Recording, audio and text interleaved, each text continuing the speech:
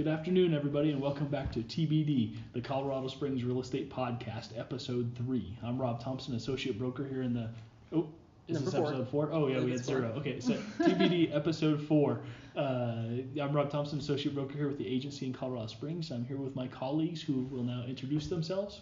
My name is Mike. I'm with Total Lending Concepts. And I'm Nanette. I'm also a broker here at the agency. And I'm Laurie Ristig, also a broker here at the agency. There we go. So Episode 4. Last week we talked about what you wish you'd known when you were buying a home. This week we're going to talk about selling or renting a home. What's the right choice? The pros and cons of that. I'd like to give a shout out this week to as a local business to Zero Fox Given and Julie Webster. She makes great T-shirts. I'm rocking one right now. Yeah, she does. We all have one goodness. now. Yeah, so is Lori. I'm not wearing So that's our local business spotlight. And again, our topic today is going to be selling versus renting and some pros and cons and what the decision process there. First, though, we'll do a little market update. Nanette had a piece of information she was talking about sharing before we started here. Yeah, sure. I was reading the New York Times that Fannie Mae is talking about a pilot program to start funding new construction. So to maybe help, maybe not in our market, but in some markets, buyers to be able to build a home. New build. So. Mike, you'd mentioned something about manufactured homes. Yeah, I think that would be a good in for folks who want to try to put a manufactured home on some raw land. Might assist them in that endeavor. Yeah. Okay. We have some land out here, out in Calhoun, Hanover, that type area. There's some 35 acres out in Hanover, so that might be an option. Yeah. If you're interested in exploring that option, give Nanette a call. Yeah, the program's not up and running yet, but we will definitely help you in any way we can. Okay, cool. Okay, so let's talk about market stats. I did some quick MLS searching before we started here, and just some interesting data. There were 33 new listings today, or in the last 24 hours. There were 12 price decreases. 10 homes came back on the market. 70 went under contract in the last 24 hours. So a little bit of market activity this week. Interestingly enough, for November to date, the average sales price is $301,246. And that's down 2,000 from last month, 1,500 or so from last month. Oh, I'm sorry, 2,500 from last month. That said, too, the days on market has increased from 32 to 36. Yep. So I think we've talked a consistent trend through these last couple of podcasts is that we're seeing a bit of a plateau and some price dropping, and that's consistent with that. Interestingly enough, when I had run the data earlier this month for October, the average sales price was $306. But over the last 10 days or so, there's always a lag in that data because the sales close out. They should close out faster, but the adjusted price for October for average resale price is now $303, $770 versus the $306 and some change that it was at the beginning of the month. So the spike that befuddled me wasn't quite as big as it seemed. So it's kind of consistent, and that might be confirmation bias, but it's kind of consistent with what I was looking to. Is any input on that? Yeah. It's interesting because I have a buyer who's buying in that price range, and most of the stuff that we looked at either flew off the shelf or had been sitting there for 90 days. There is a really wide... So it goes or it doesn't. Mm-hmm. Right. And so we ended up going under contract on one that had been sitting there for 90 days, and we got it for like $12,000 less than list price. Which was unheard of a couple months ago. Yeah. In the last 2 weeks. Midsummer, that was going to happen. Yep. I've written, I think, 2 or 3 contracts in the last 2 weeks at this price point as well, and the same thing. We've won on sellers' concessions and price off list, ranging between $2,500 and $10,000. So basically, it's a great time of year to buy. Yeah. If you're in the market to purchase. It's we're in that plateau point. It's a better time to buy than it was a couple months ago. Yeah. We can go later on. We'll go into the discussion of sell versus rent, and we can touch on that too, or we can segue there now. I still maintain that if you're going to buy in this market, the question you need to ask yourself is can I sell it? Can I sell it? Is it reasonable for me to expect 10% or 7 to 10% appreciation in the time I have of possession of the home, whether it's on station or just living in town, and or am I prepared to be a landlord when I sell if I can't sell it? That's my operative question. Okay. Okay. Well, we'll jump into that content here in a minute. Our next topic is our word of the day. Nanette, what do you got? Oh, okay. This is fun. Okay. I have creative financing, which is defined as any financing arrangement other than a loan, a traditional mortgage, from a third-party lending institution. So examples would be a balloon payment mortgage, a wraparound mortgage, or maybe seller financing would be considered creative financing. Isn't creative financing what got us in trouble in 2006? Seem to have heard that term before. I think it led us down that path, yes. Mike, from a lender's perspective, are you seeing a rise of creative financing? No. I think we talked about this a couple of weeks ago. I think when rates are closer to 5.5 or 6, you might start to see some more product come on the market for self-employed folks. Okay. They're still going to have to justify their income through bank statements. I've seen the product out there, we just don't have access to it currently. Okay. I think it'll become more widespread. The rates go up a little bit more, and lenders are more apt to take the risk. The Fed Futures Index is still projecting through 2020 stable interest rates. Yeah. So self-employed people, you gotta save your money to buy a house, or show on your taxes that you're making the cash. Okay. Okay. Well, thank you. One other type of creative financing that I've heard of is subject to financing, where they can. So say you have a house you want to sell, maybe can't sell. You might get an offer that's subject to the existing financing. It's kind of an exotic product. Make sure you consult an attorney so you know what you're getting into. But the bottom line is there are folks out there who will take title to your property subject to the original financing on the mortgage. There's a couple of variables that you need to be worried about. One of them is it could trigger a due on sale clause with the current lender. So somebody else would have possession of your property, but you would be on the hook to bring the mortgage in full. So just be really careful with subject to. But that's just another type of creative financing that I see every time there's a seminar on how to buy homes with other people's money. I get a rash of messages. So they are a vehicle. They have a place, but be careful. I would be really leery of that. Well, yeah, because you're giving somebody else title to your property, but you're remaining obligated to the mortgage. So just can be kind of the same with wraparound, isn't it? Well, wraparound mortgage, if I'm not mistaken, does that reach out and it blends two mortgages? I'm not sure, to be honest with you. Okay. Yeah, we'll touch on that next week, maybe. I'll research. We'll get back to you. I'll get back to you. Okay. We'll find out. Okay. Well, on to our content then. So, the question this week, should you sell or should you rent your home out? And the pros and cons of such a decision. So maybe you're looking, you've got orders, or you're moving out of the city, and you have a house to sell. Should you sell, Nanette? Should you sell?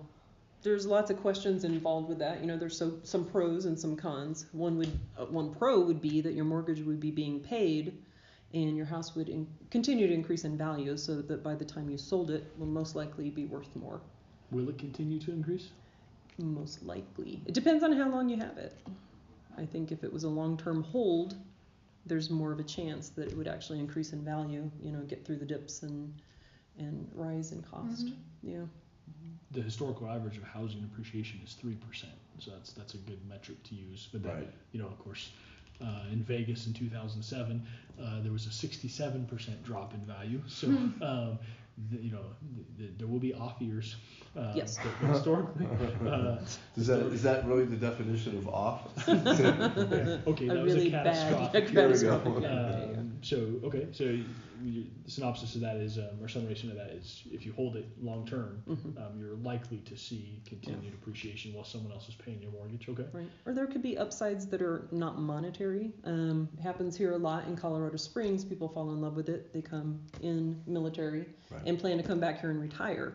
And so they want this house waiting for them when they come back at the price they bought it for while they're here, and not 5-6 years down the road. Mm-hmm. So that's not necessarily a monetary reason, but it might work for the seller better. Even if you had to carry the house at a small loss, as long as that was manageable, if that's your goal. Yeah. Right, because you're coming back. What do you think? Should you sell or should you rent, Laurie? I mean, again, it depends on your situation. If you are moving to another house and you need that money for a down payment, then it's a no-brainer. You should sell it. But if you're able to work something out, sometimes if your lender knows you're going to be renting out your prior residence then I guess it's not your down payment is less, but you're more likely to get approved for your debt to income ratio. Right. Would be lower if you could produce a lease along with proof of deposits. Sure. Doesn't 75% of the rental income count? So if I'm renting my house for $1,000 a month, you can still be a little upside down, but it's still beneficial for your DTI if you plan to hold. If you don't rent it out and you're just holding it, then that's you're getting double dinged. Isn't that I believe that's how a lot of people accumulate a number of houses too, right? They buy one, lease it out, and now they have 75% of that rental income offsetting their mortgage. Yes. Right. Buy another one, and now once you have 2 or 3, you have a leverage effect where you're generating income. And I mean, if you're gonna hang hang on to that rental for a long time, once that mortgage is paid off, 100%, well not 100%, because you still have costs associated with being a landlord, but most of that money is just money in the bank. If you want to keep hanging on to it and not sell it or not move into it, a rental property that is paid off is a really good income, and it's a good retirement plan too if you want to plan for your old age. This is not financial advice, but I would suggest that real estate is as a vehicle is more stable than the market sometimes for rental or retirement purposes. Sure. I think I'd rather have a couple quadplexes than money in the IRA. Again, don't act on that without consulting your CPA or your lawyer. But that's my preferred retirement. I plan on purchasing a 4-plex next year. Okay. Yeah. That's my goal. I sold my house, through my divorce, unfortunately, and I'm getting ready this year to buy a 4-plex. I'm going to live in one for owner-occupy. Have the 3 units pay your correct. Pay your mortgage. Nice. Save up some money and buy another one. Or the leapfrog. Yeah. I actually own a quadplex here in town with 2 partners, and that's our goal is to buy the one next door. If you're the owner of that, please don't jack the price up now. The address is 123 Smith Street. But we bought and we're holding, and the goal with the down payment enough to approach the owner of the one next door, and then we'll have 2 in theory. Monopoly. A benevolent monopoly. Yeah. Okay. So buy the property next door. There you go. So your mortgage is getting paid in theory with the tenant. So let's talk about the risk there. What if your tenant doesn't pay the mortgage?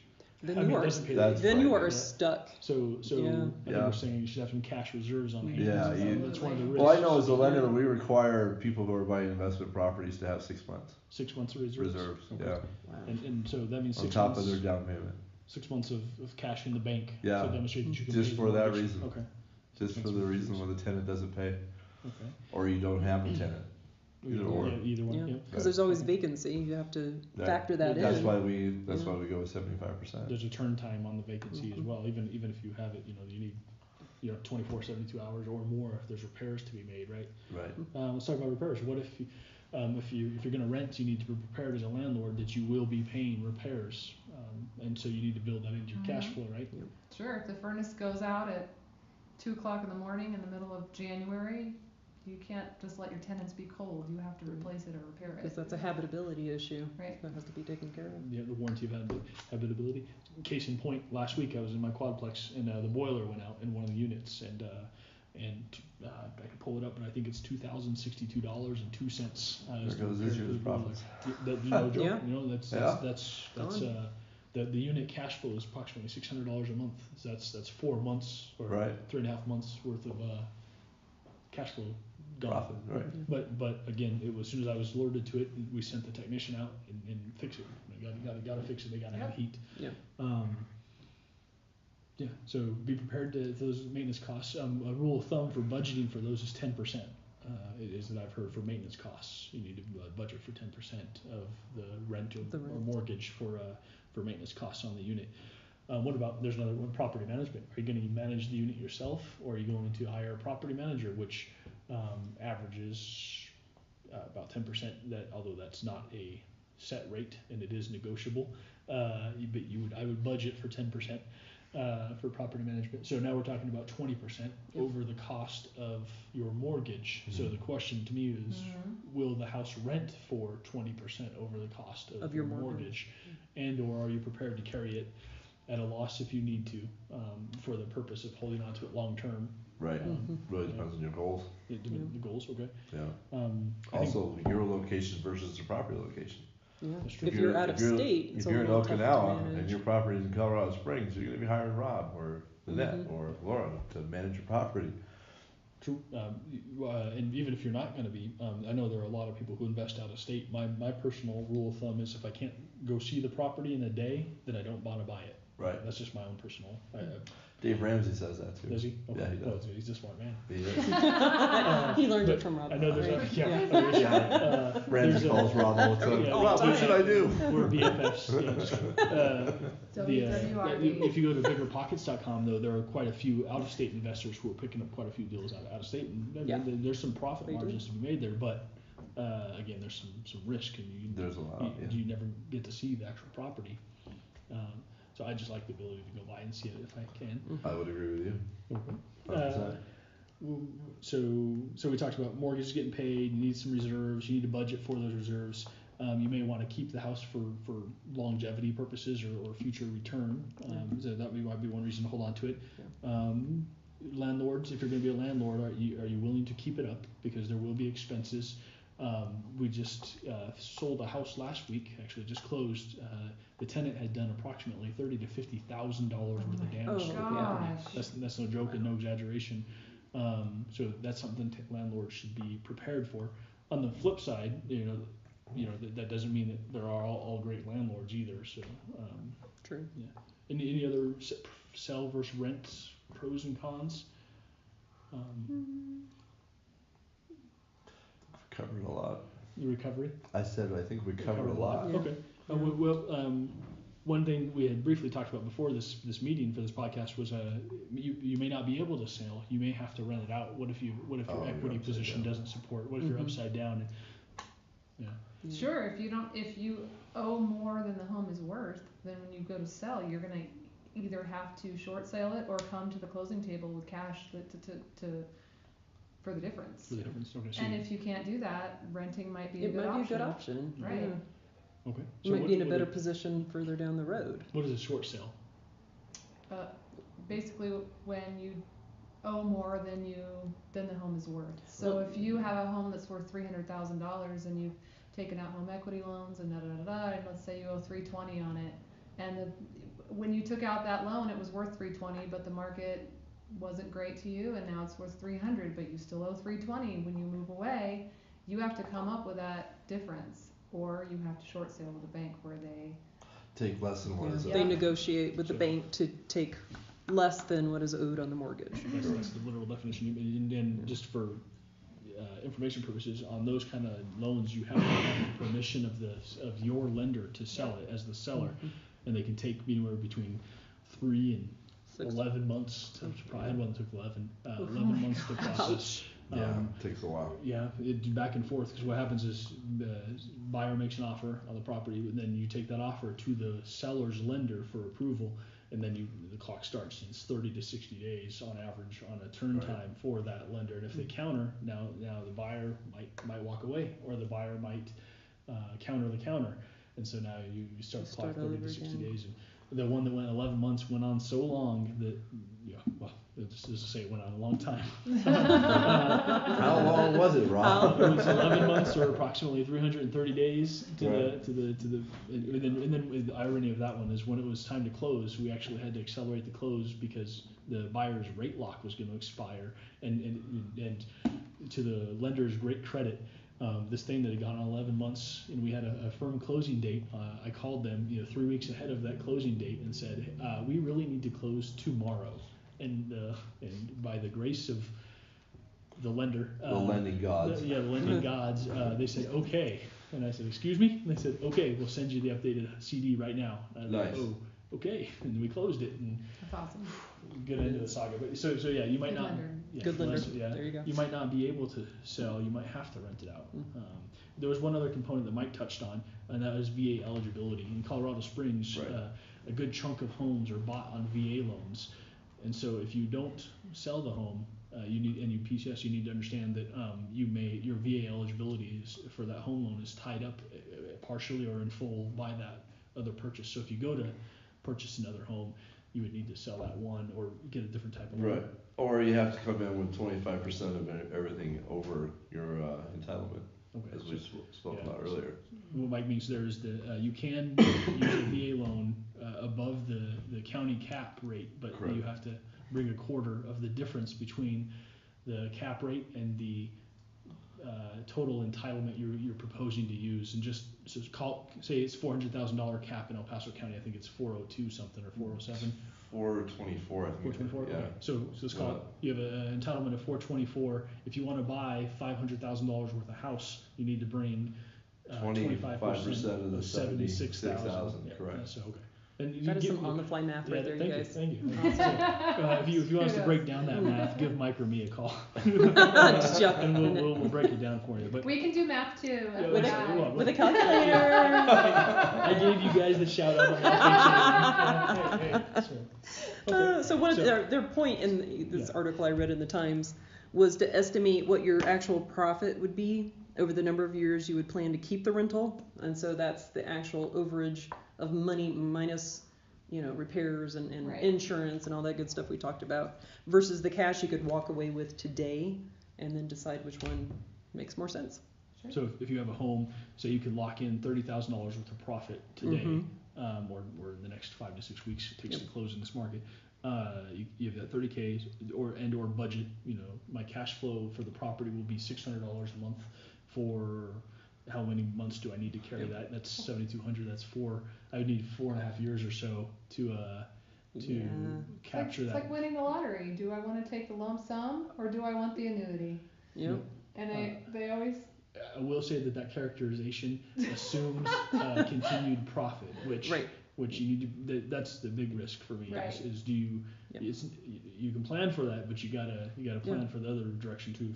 Because rents can go down. I mean, we're at a high right now. Values can go down too. So you could end up with taking a bigger risk than you think. Yep. One of the tenets of investing in properties is that the purchase price almost doesn't matter if the property cash flows. So for example, my quadplex, the property cash flows. So I'm not concerned about up or down in the market purchase price of the property, even if it dips below what we bought it for. As long as average rent rates don't dip significantly, then we can cash flow the property. So we can hold on through ups and downs. So anyway, do the math is what Nanette is saying. Not by me though. Yeah. Apparently. I'm kidding. I need a calculator. I'm not even. Okay. I'm not even kidding, people. Okay, so that's been our sell or rent. There is no straightforward answer to that question. I guess the summation would be, as Laurie said earlier. It depends. It depends on what your goals are. Depends on what the math is. The math on what your goals are. So do the math and hedge against as best you can market fluctuations in value. Yeah. I personally am a buy and hold guy because again we talked about being a retirement vehicle. I think real estate done right is a good retirement vehicle. But you gotta buy right and you got to plan for the long haul in the purchase now. We all agree? Yeah. Yes. And if you're not the kind of person that can hang on to having, $5,000 sitting in a bank account just in case of an emergency or something with a house, that's probably not a good idea for you. Yeah, good point. The put a maintenance reserve aside, forget it exists. If you're not the kind of person that can leave that alone, then maybe don't do it. This is not the avenue. Those costs add up too. If you have so here's one last example. If you have a single family home here, your mortgage is call it $1,400, right, and you're renting it out for $1,550 to cover the property management. You have no margin. Right. It's all out of You don't. Well, so that's you're at your margin just there. So you get 2 maintenance requests, 2 maintenance calls. Your furnace goes out, a window breaks, a boiler goes out, and now you are out of pocket for that month, and you wipe out months worth of profit. So it's something to plan for. Yeah. Agreed. Okay. So the bottom line there is give us a ring and we'll help you with the pros. I'll help you figure it out. Our next segment is the 8-ball interest rates. 8-ball So the operative question here is what are interest rates going to do? And Mike's got the 8-ball. Interest rates go up. Let's find out. Okay, he's shaking. Will they go up? What you can't see, he's over here shaking the 8-ball. Yeah, I'm shaking the 8-ball, which won't show me the. There we go. Ask again later. All right. So next week we'll Next let you week know. we'll let you know. Apparently no one's buying this I don't know if I can exist in that ambiguity. Okay, Can fine. we do one more? We can. Let's do It's 3. later right now. It's later. It is later. Signs point to yes. Okay. There you go. Now we have So a, lock today. now we have a definitive answer. So that There is you go. not financial advice. No. That is just the universe. That's the universe speaking to us through an 8-ball. Do the math. Do what's in your long-term best interest. Regardless of what the 8-ball says. So our last segment today is book or website recommendations. Anybody have anything? Actually, yeah, I was listening to a podcast this week called Hidden Brain, Okay. and they did a series called U 2.0, and I think there's 6 episodes. Okay. Fascinating. U 2.0. Yeah, U Okay. 2 like me. Not like Y-O, Bono. no, not like Bono. No, Okay. no cool sunglasses. No, Well, U 2. You look kind of like him, actually. Oh no, I don't. But thanks.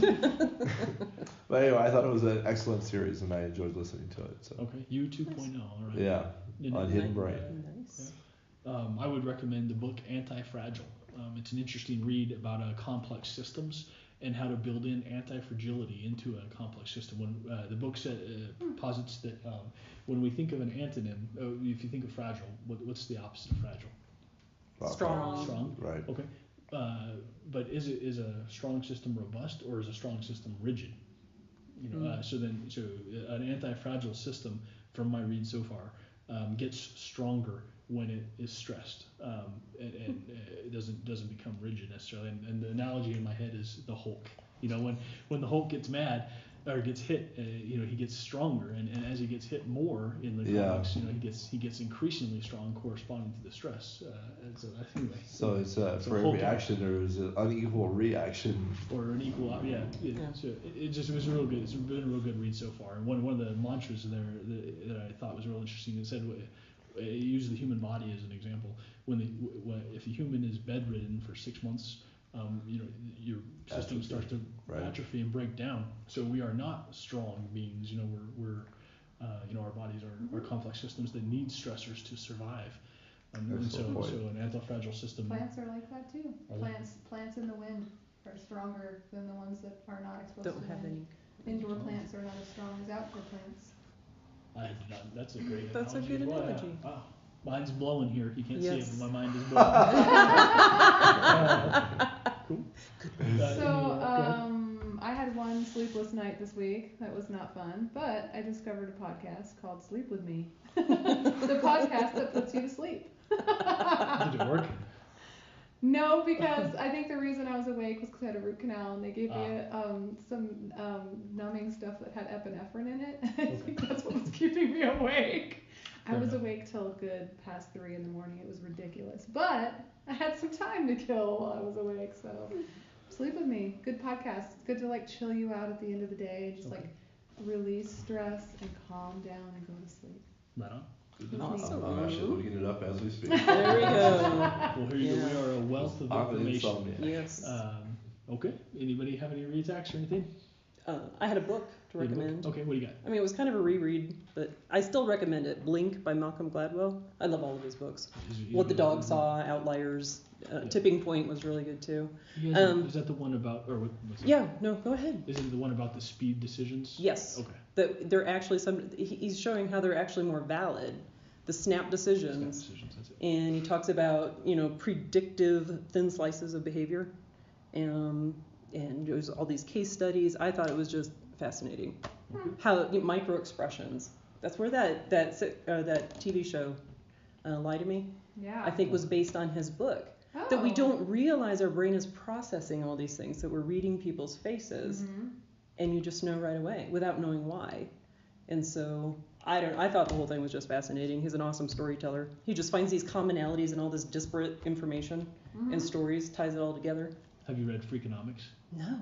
Oh, that's another one where they take they take disparate data points specific to real estate. There's a segment on do real estate agents' homes sell for more than the average home? So do real estate agents sell their homes for more than they sell their clients' homes? And interesting, it's been a couple years since I read it, but one of the things he pointed out was, if we own a home as agents, are we more likely likely, the question is, are we more likely to hold on for a smaller gain than so he did an analysis. And I don't know. I'll follow up to see what was the answer? I want to say it was inconclusive in part, but to be continued. Come back. TBD. To be continued. We'll follow up on that one, and also we owe him an answer on wraparound mortgages. Yes. I mean, indeed. Stay tuned next week for you need to know wraparound mortgages and the Freakonomics update. Thanks, everybody. Have a good week, and we'll talk to you again soon. Bye. Bye.